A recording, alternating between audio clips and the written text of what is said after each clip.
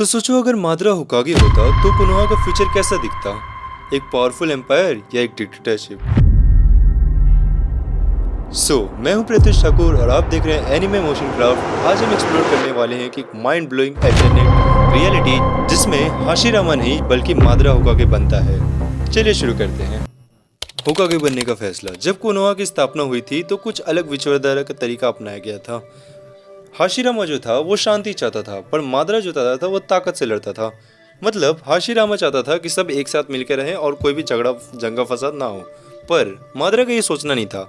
माद्रा सब पे रूल करना चाहता था। मतलब चाहता था कि शांति तो हो, पर वो शांति के लिए भी लड़ना चाहता था। मतलब अगर ताकत जिसके पास है तो वो शांति फैलाएगा। अब सोचो अगर माद्रा होकागे होता तो कोनोहा के रूल्स काफी स्ट्रिक्ट और मिलिट्री बेस्ड होते। हर निंजा को बचपन से बहुत ज्यादा हार्डकोर ट्रेनिंग दी जाती और जो निंजा शायद ऑर्डर नहीं मानता उन्हें कोनोहा में कोई जगह नहीं दी जाती। माद्रा का शासन। माद्रा एक काफी ब्रिलियंट लीडर होता, लेकिन उसका जो डिक्टेटरशिप वाला रूल होता वो एक ऐसे कोनोहा का स्थापना करता जिसमें सिर्फ ताकत का बल चलता। मतलब ताकत ओबीडियंस मैटर करती। अगर कोई भी वीक मतलब लीडर वगैरह होता तो उसे लीडर नहीं कहा जाता, उसे हटा दिया जाता साफ साफ। इसी तरीके से माद्रा एक बहुत अच्छी खासी आर्मी बनाता जिन पे अंदर सिर्फ स्ट्रेंथ और गेंजुत्सु के बहुत सारे लोग फोकस करते। इसी तरह जो माद्रा की एलाइट आर्मी होती निंजा आर्मी, वो सिर्फ स्ट्रेंथ और गेंजुत्सु पे फोकस करती। उचिहा क्लैन अपने पावर के पीक पॉइंट पे होती और शारिंगन यूजर्स विलेट के एलाइट वॉरियर्स होते। ग्रेट निंजा वॉर का इम्पैक्ट। एक बड़ा क्वेश्चन ये भी है कि क्या ग्रेट निंजा वॉर होता, क्योंकि माद्रा को डिप्लोमेसी नहीं मानता और उसका सिर्फ एक ही गोल होता, कोनोहा को दुनिया का सबसे पावरफुल विलेज बनाना। तो शायद बाकी विलेज उसको एक थ्रेट की तरह देखते और हो सकता था कि हिडन क्लाउस्ट और मिस्ट और रॉक विलेजेस के कोनोहा के अगेंस्ट एक अलायंस बना लेते और इसका सीधा मतलब होता ज्यादा से ज्यादा बैटल और कोनोहा का पूरा निंजा सिस्टम एक वॉर जोन बन जाता। उचिहा क्लैन का फ्यूचर।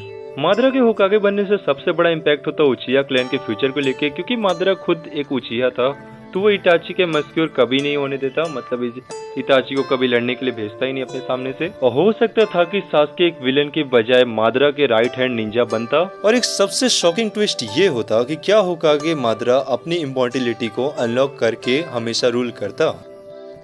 क्या माद्रा अच्छा होकागे होता? तो सवाल ये है कि क्या माद्रा एक ग्रेट होकागे बन सकता था? मतलब अगर वो बनता तो क्या एक ग्रेट होकागे होता? अगर बात करें ताकत और सिक्योरिटी की तो कोनोहा की दुनिया का सबसे पावरफुल विलेज होता, क्योंकि माद्रा उसे अपनी ताकत से ही ट्रीट करता। लेकिन अगर हम यूनिटी और फ्रीडम की बात करें ना तो शायद कोनोहा डिक्टेटरशिप बन जाता जिसमें सिर्फ डिसेंट।